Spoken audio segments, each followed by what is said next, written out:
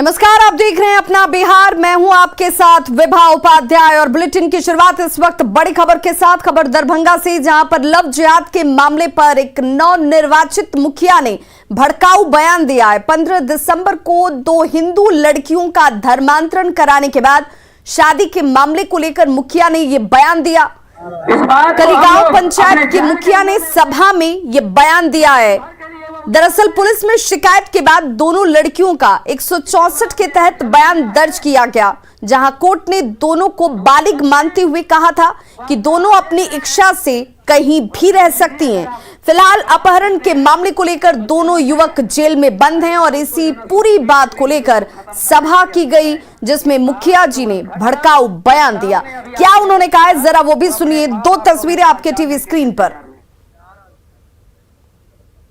इस बात कि आज जो वह घटना जो सामने अभी आ रही है लड़की का, वो अपने माँ बाप को भी पहचानने के लिए तैयार नहीं। इस बात को हम लोग अपने जहन के अंदर में अपने जीवन भर के लिए वो उतार रहे हैं कि जब आपने अगर जन्म लिया है तो वह बच्चे को आप कहां भेज रहे हैं। वह गतिविधि अगर आप संभाल सकते हैं तो जन्म दें, अन्यथा उसको जो है पेट में ही उसको खत्म कर दें, यही अच्छा रहेगा।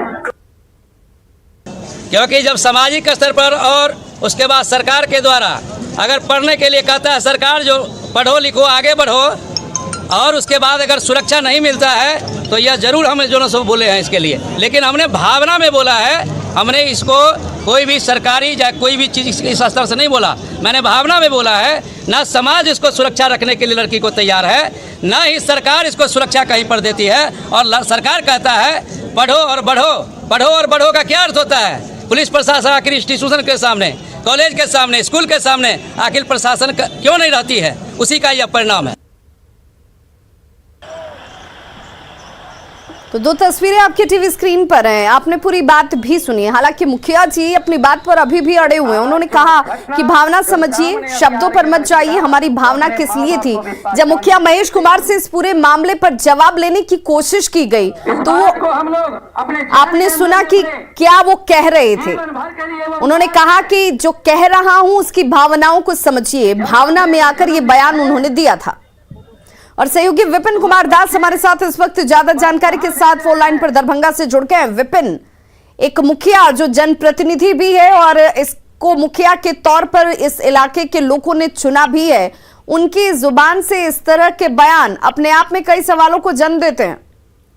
जी विभा, चूंकि अब जो अभी विवाद चल रहा है, जिसको लेके एक तनाव का माहौल भी है कहीं ना कहीं उसी ग्रामीण इलाके में, ऐसे में ये बयान आना और ये भड़काऊ भाषण एक तरह से देना समाज के लिए कहीं भी उचित नहीं है, सब समाज के लिए। जिसको लेके मुखिया जिसे हमने संपर्क भी किया और उन्होंने अंततः इस अपने जो कई बातें हैं उस पर अभी भी अड़े हुए हैं और उन्होंने अपना पक्ष भी रखा है। लेकिन अभी जो स्थिति है वहाँ बना हुआ, उस स्थिति में ऐसा बयान आना कहीं से भी उचित नहीं है। जी विपिन, आपने उनसे बातचीत करने की कोशिश की थी, उनसे ये जानने की कोशिश की कि आखिर वो किस भावना का जिक्र कर रहे हैं? जो 15 दिसंबर को जो अपहरण कर उसका लव जिहाद के से धर्म परिवर्तन करते हुए उसे किया गया है, मामला आया है सामने उस इलाके को, उसको लेके उन्होंने ये बयान रखा है कि जिस तरह से अभी जो 164 का बयान भी दर्ज हुआ है, जिसमें दोनों बेटियां जो है अपने जो नए प्रेमी पति हैं उसके साथ रहना चाह रही है। तो ये सब देखते हुए मुखिया ने ये बयान दिया है कि ऐसे में जब एक बेटी को जो बच्चे से पालता पोसता है और अपने माता पिता की बात नहीं रख पाता है, समाज में इज्जत नहीं रख पाता है, जिसको लेके उन्होंने ऐसा ये बयान दिया है। जी चलिए, बहुत बहुत शुक्रिया विपिन इस तमाम जानकारी के लिए। तो देखिए, जैसे जन भावनाओं को कैसे भड़काने की कोशिश यहाँ पर मुखिया जी कर रहे हैं। सही या गलत का निर्णय करने के लिए कानून और व्यवस्थाएं हैं, माता पिता की जिम्मेदारियों तक बात सब कुछ ठीक थी, लेकिन जिन शब्दों का इस्तेमाल करते हुए नवनिर्वाचित मुखिया जो कह रहे हैं, वो अपने आप में ऐसे जनप्रतिनिधियों की सोच पर गंभीर सवाल खड़े करते हैं कि क्या बच्चियों को वो जन्म से ही कोख में मारने की वकालत कर रहे हैं। जीवन भर के लिए वो उतार रहे हैं कि जब आपने अगर जन्म लिया है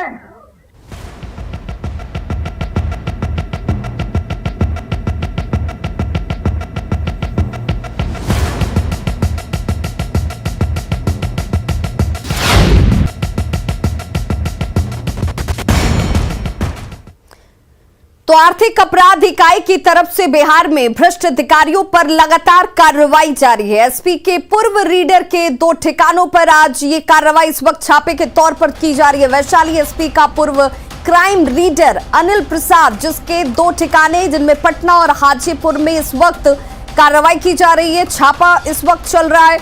आय से अधिक संपत्ति के मामले में यह बड़ी कार्रवाई इस वक्त हो रही है। तो वैशाली एसपी के पूर्व रीडर, जिसके 2 ठिकानों पर पटना और हाजीपुर में छापा इस वक्त आय से अधिक संपत्ति के मामले में आर्थिक अपराध इकाई शाखा की तरफ से की जा रही है।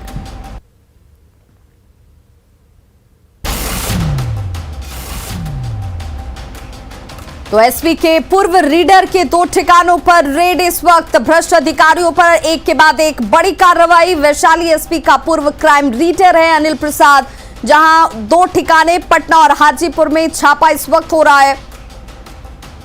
पटना में निगरानी की कार्रवाई का जायजा हमारे संवाददाता संजय कुमार ने लिया है। क्या कुछ जानकारी है, आप भी सुनिए। भ्रष्टाचार के खिलाफ निगरानी एक्शन मोड में है और आज एक बार फिर से इसी कड़ी में निगरानी ने छापेमारी की है पटना के तीर्थ प्रताप नगर में। फिलहाल तस्वीरों में देखिए, यहाँ निगरानी की पूरी टीम जो है इन्हीं गाड़ियों से होकर यहाँ पर पहुँची है और ये जो मकान है ये बताया जा रहा है कि वैशाली के एसपी के पूर्व रीडर अनिल प्रसाद का है। अनिल प्रसाद के 2 ठिकानों पर आज छापेमारी चल रही है, बेउर इलाके के तेज प्रताप नगर के इस मकान में और इसके अलावा हाजीपुर में जो उनका ठिकाना है वहाँ पर छापेमारी चल रही है। डीएसपी लेवल के जो ऑफिसर हैं इस छापेमारी का नेतृत्व कर रहे हैं और फिलहाल निगरानी की टीम छापेमारी में जुटी हुई है। अब क्या कुछ हासिल होता है ये बाद में पता चल पाएगा, लेकिन जो सोर्सेज हैं उन्होंने इस बात की जानकारी दी है कि आय से अधिक संपत्ति मामले में इनके खिलाफ निगरानी थाने में एफआईआर लॉन्च करवाया गया है और उसी के बाद आज ये छापेमारी चले। फिलहाल तस्वीरों में देख रहे होंगे आप, पुलिसकर्मी जो है यहाँ पर बैठे हुए हैं और डीएसपी लेवल के जो ऑफिसर हैं ये छापेमारी यहाँ कर रहे हैं। अनिल प्रसाद जो है उन पर यह आरोप है कि जब ये रीडर थे, क्राइम रीडर रहे हैं वैशाली एसपी के ये, और जब अपने पद पर तैनात थे उस दौरान इन्होंने आय से अधिक संपत्ति अर्जित किया, भ्रष्ट तरीके से इन्होंने पैसे कमाए हैं और उसके बाद अकुत संपत्ति अर्जित किया। उनका ये मकान है जहां पर छापेमारी चल रही है। हाजीपुर में भी छापेमारी अभी चल रही है। देखना होगा आय से अधिक कितनी संपत्ति इनके यहाँ मिलती है, लेकिन फिलहाल जो सोर्सेज हैं उन्होंने बताया है कि ज़मीन के कागजात वगैरह जो हैं वो टीम ने जब्त कर लिए हैं। फिलहाल उनका मूल्यांकन किया जा रहा है। आय से अधिक आखिरकार कितनी संपत्ति मिलती है निगरानी को ये देखना होगा। लेकिन कल जिस तरीके से छपरा के जेल अधीक्षक के खिलाफ छापेमारी कर निगरानी ने अकुत संपत्ति का अर्जित किया था, पता लगाया था, वहाँ उनके खिलाफ ज़मीन के तकरीबन 2 करोड़ से अधिक के कागजात मिले थे, 19 लाख से अधिक कैश मिले थे, 26 लाख से अधिक आभूषण मिले थे। तो तमाम जो चीज़ें थी वो मिली थी, उसका भी मूल्यांकन किया जा रहा है। देर रात तकरीबन 1 बजे निगरानी की टीम छपरा से पटना लौटी है और आज मूल्यांकन में लगी हुई है और अब अनिल प्रसाद के यहाँ जो छापेमारी चल रही है उसका मूल्यांकन करेगी निगरानी की टीम। देखना होगा आय से अधिक कितनी संपत्ति अनिल प्रसाद के ठिकानों पर आज निगरानी की टीम को मिलती है। कैमरा पर्सन दीपक के साथ संजय कुमार, न्यूज़ 18, तेज प्रताप नगर, पटना। खबर बांका से, जहां अमरपुर थाना के तेतरिया किशनपुर गांव में श्राद्ध कर्म में लौंडा नाच कराया गया। इस दौरान हथियारों का प्रदर्शन भी किया गया। सोशल मीडिया में वीडियो वायरल होने के बाद हथियार लहराने के आरोप में मिथिलेश यादव को पुलिस ने गिरफ्तार कर लिया है। मिथिलेश यादव के पास से एक 2 नाली बंदूक, एक मस्कट और 2 कारतूस भी बरामद किए गए। बताया जा रहा है कि श्राद्ध कर्म संपन्न होने के बाद परिजनों की तरफ से गांव में नाच का आयोजन कराया गया, जिसे देखने के लिए बड़ी संख्या में यहां पर लोग मौजूद थे। आपके सामने भी तस्वीर है और इन तस्वीरों में आप देख सकते हैं कि कैसे नाच का आयोजन कराया गया। एक शख्स रह रहकर बंदूक भी बीच बीच में लहराता हुआ आपको दिख रहा होगा। इस शख्स की थोड़ी सी गलती यहां पर मौजूद लोगों पर भारी पड़ सकती थी। इस कार्यक्रम का किसी ने वीडियो बनाया और इसे सोशल मीडिया पर डाल दिया गया। देखते ही देखते वीडियो वायरल हो गया। वायरल वीडियो के आधार पर पुलिस ने कार्रवाई करते हुए आरोपी को गिरफ्तार कर लिया है।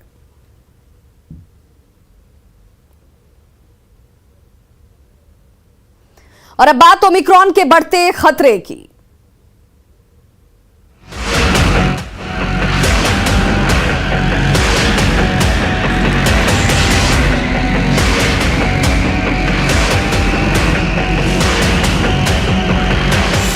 साफ तौर पे ये कहा गया है कि बिना मतलब का कहीं भीड़ न लगाएं और एहतियात बरतें, सावधानी रखें।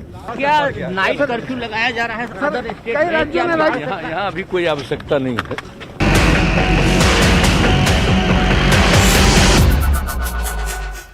देश में ओमिक्रॉन के बढ़ते मामले और कई राज्यों में पाबंदियों की शुरुआत को लेकर जब मुख्यमंत्री नीतीश कुमार से सवाल किया गया तो उन्होंने कहा कि बिहार में अभी नाइट कर्फ्यू जैसे हालात नहीं और इसीलिए इसकी जरूरत नहीं है। ओमिक्रॉन को लेकर क्या नाइट कर्फ्यू लगाया जा रहा है सदर स्टेट में? राज्यों में यहाँ अभी कोई आवश्यकता नहीं है। यहाँ अभी कोई आवश्यकता नहीं है। वहीं बिहार के स्वास्थ्य मंत्री मंगल पांडे से जब तैयारियों को लेकर बातचीत की गई तो उन्होंने कहा कि बिहार में केंद्र की तरफ से एक टीम आ रही है जो इन तैयारियों का जायजा लेगी। स्वास्थ्य मंत्री ने लोगों से भी अपील की कि वो सतर्क रहें, सावधान रहें, कोरोना प्रोटोकॉल का पालन करें। राज्यों में कोरोना के संदर्भ में हर चीज की जानकारी ली जाती है और कभी वर्चुअल होता है और कभी व्यक्तिगत रूप से आके करती है टीम। तो टीम आ रही है और वो अपने तरीके से सारी चीजों को देखेगी। नए साल का सर भीड़ होता है, जश्न होता है, क्या उसको हम लोग तो बार बार आग्रह कर रहे हैं और अभी भी जो हमारी सरकार का गाइडलाइन है उसमें बहुत साफ तौर पे ये कहा गया है कि बिना मतलब का कहीं भीड़ न लगाएं और एहतियात बरतें, सावधानी रखें। तो ये डायरेक्शन भी है और बार बार माननीय मुख्यमंत्री जी का और हम सब लोगों का अपील भी है। पूर्व प्रधानमंत्री और भारत रत्न अटल बिहारी वाजपेयी की जयंती के मौके पर पटना में राजकीय समारोह का आयोजन किया गया। राज्यपाल फागू चौहान और सीएम नीतीश कुमार ने वाजपेयी जी की प्रतिमा पर माल्यार्पण कर उन्हें श्रद्धांजलि अर्पित की। इस मौके पर बीजेपी प्रदेश अध्यक्ष संजय जायसवाल, स्वास्थ्य मंत्री मंगल पांडे, जल संसाधन मंत्री संजय झा, सांसद रविशंकर प्रसाद समेत कई नेता यहां मौजूद रहे जिन्होंने श्रद्धांजलि अर्पित की। बिहार खास करके आभारी है अटल जी का। ईस्ट वेस्ट कॉरिडोर और गोल्डन क्वाड्रिलेटरल की जो सड़कें बनी हैं आज भी बिहार को जोड़ने की वह सबसे बड़ी लाइफलाइन है। और उसके साथ बिहार के गांवों की सड़कें, प्रधानमंत्री सड़क योजना के वो जनक थे और बिहार के प्रत्येक गांव में जो सड़कें बनी उसके कारण जो बिहार में एक विकास का माहौल बना उसके लिए हम अटल जी को आज बहुत बहुत श्रद्धांजलि अर्पित करते हैं। भागलपुर में स्पीड रडार की टेस्टिंग की गई। जी हां, शहर में लगातार तेज रफ्तार की वजह से हो रही दुर्घटनाओं पर रोक लगाने को लेकर ट्रैफिक पुलिस ने इस पहल की शुरुआत की है। जल्द ही कई स्पीड रडार ट्रैफिक पुलिस को मिलने वाले हैं और इसकी मदद से रफ्तार के कहर पर ब्रेक लगाई जाएगी। ओवर स्पीड करने वालों पर जुर्माना लगाया जाएगा। अब ये ट्रायल पर है, ठीक है। तो प्रॉपर ट्रेनिंग अभी दी नहीं गई है। हम लोग बात किए हैं हेडक्वार्टर से, जैसे ही प्रॉपर ट्रेनिंग मिलेगी और सिस्टम का अपडेट करके हम लगाएंगे यहाँ। इसके अलावा भी बहुत सारे इक्विपमेंट आ रहे हैं, वो हम भागलपुर में लगाने का प्रयास करेंगे। इसको सर क्या कहा जाता है? स्पीड रडार सारे चौक चौराहे पर लगेगा सर? नहीं, वो देखेंगे जहाँ जहाँ जरूरत होगी वहाँ लगाएंगे। बिहार में 5 जनवरी से 50,000 से ज्यादा कुओं का जीर्णोद्धार किया जाएगा। जल जीवन हरियाली के तहत सभी जिलों में 50,000 से ज्यादा कुओं के जीर्णोद्धार किए जाएंगे। पंचायती राज विभाग की ओर से अब निर्माण कार्य में लाल ईंट की जगह फ्लाई ऐश से बने ईंट का इस्तेमाल किया जाएगा।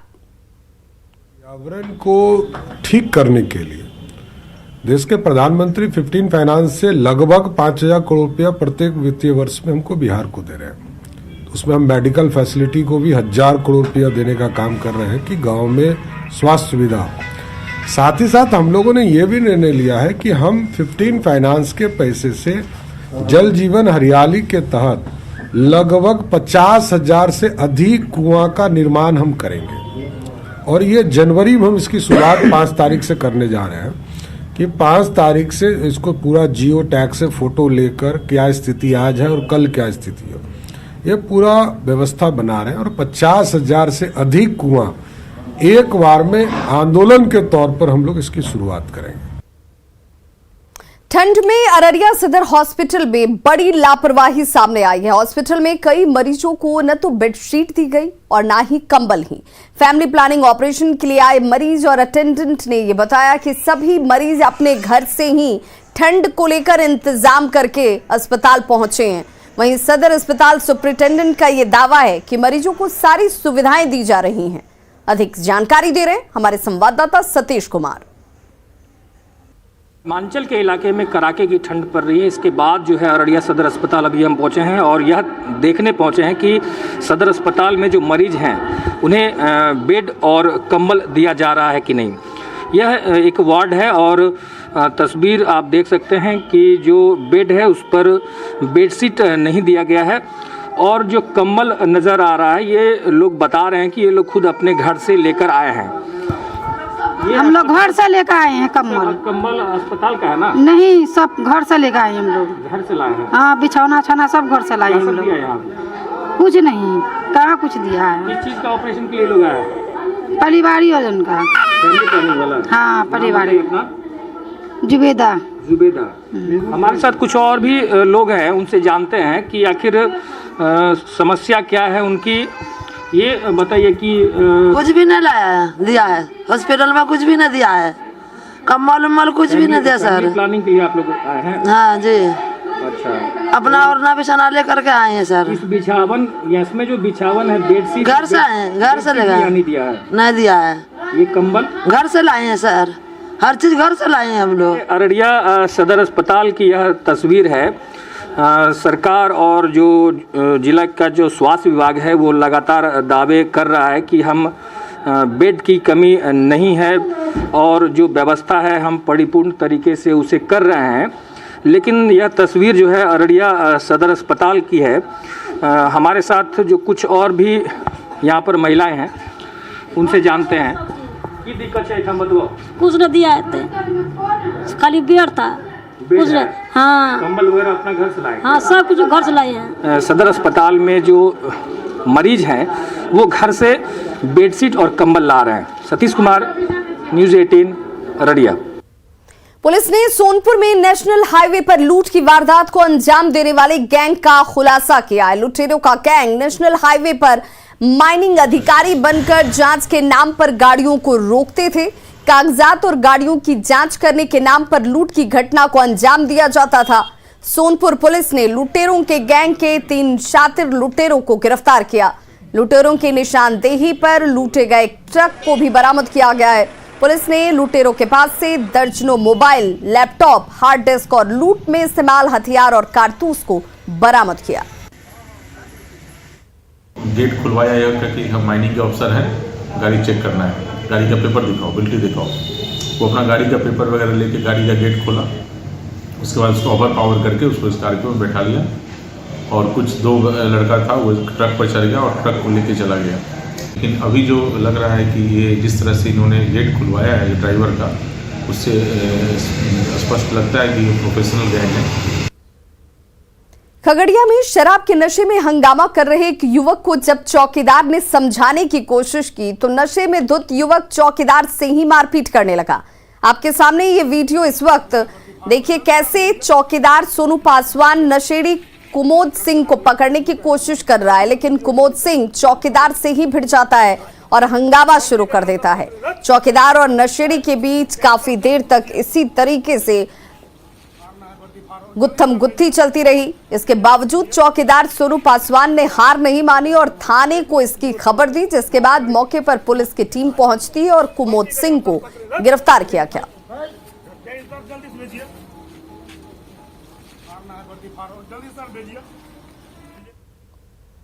तो खबरों का सिलसिला लगातार जारी है। आप देखते रहिए न्यूज़ 18 बिहार झारखंड।